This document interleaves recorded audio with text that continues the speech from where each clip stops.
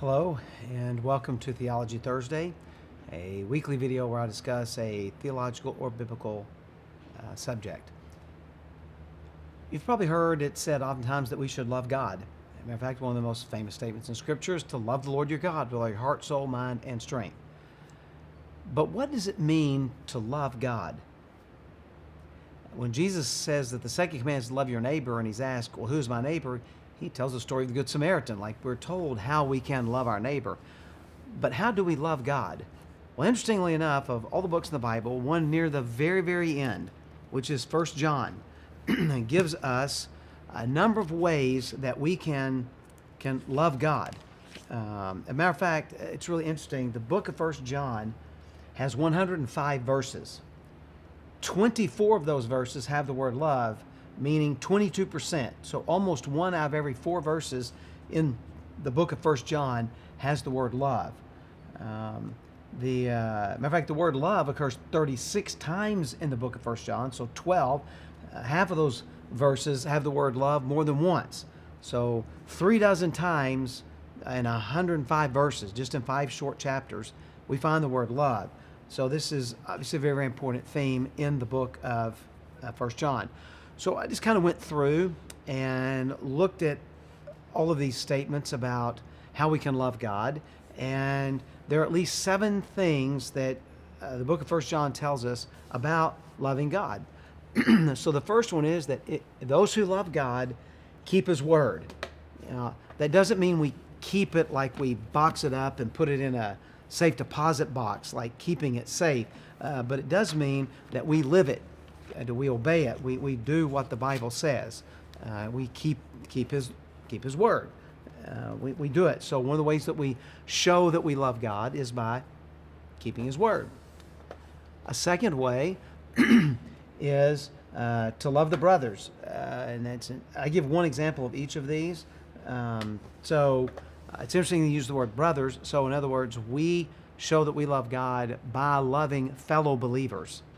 Jesus even said, all men will know that you're my disciples because you have love for one for another. I mean, if you and I as Christians can't love one another, how in the world are we ever going to be able to love non-Christians? So one of the ways we show that we love God is because we love the brothers. A third way is found just a couple verses later, chapter 3, verse 17, and that is to meet the physical needs of others. We show God that we love Him by expressing that love to others and meeting their physical needs, whether they're hungry or sick or whatever it may be. This is an interesting verse, 1 John 3:18. Let us not love in words, but in actions. In other words, saying I love God is not really the way we love God. We love God by our actions. Our actions towards Him in worship, prayer, faithfulness, where it's all keeping His word, and sacrifice and tithing. And there's a lot of ways that we can show Him by our actions, but also our actions towards others. Because I love God, I want to be forgiving towards someone else, loving towards someone else, kind towards someone else. That I defer to others, that I put them before myself. Love for God means I don't always have to have it my way. It doesn't have to be my music at my volume. It doesn't have to be my television show or the movie that I want to go. We don't have to always go eat where I want to. Like, we put other people before ourselves. That's the idea of actions. They show that we love God. Another way that we show that we love God in 4:17 is we have confidence in the day of judgment. This is an interesting one, that it would be here. But one of the ways we show that we love God is that we know that in the day of judgment, we're going to stand with Him, not against Him. We're going to spend forever with Him, not separated from Him. So one of the ways I show that I love God is that I have a confidence that the day of judgment doesn't hold anything over me. It's not going to be bad for me. It's going to be good for me. Because the day of judgment will reveal that I am one of Christ's and that I will spend forever with Him. And so we live life not with a cockiness, but with a confidence because of what Jesus has done for us.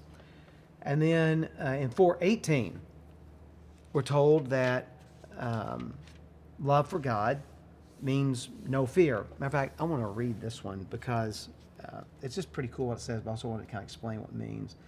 There is no fear in love, but perfect love casts out fear.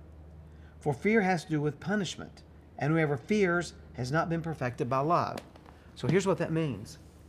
You and I serve God not because we're afraid He's going to get us, not because we're afraid He's sitting around the corner and watching, not because He's waiting for us to slip or trip. We do it because we love Him. That's what motivates us. We're not afraid of the judgment. It's kind of similar to the last one. So this isn't meaning fearless.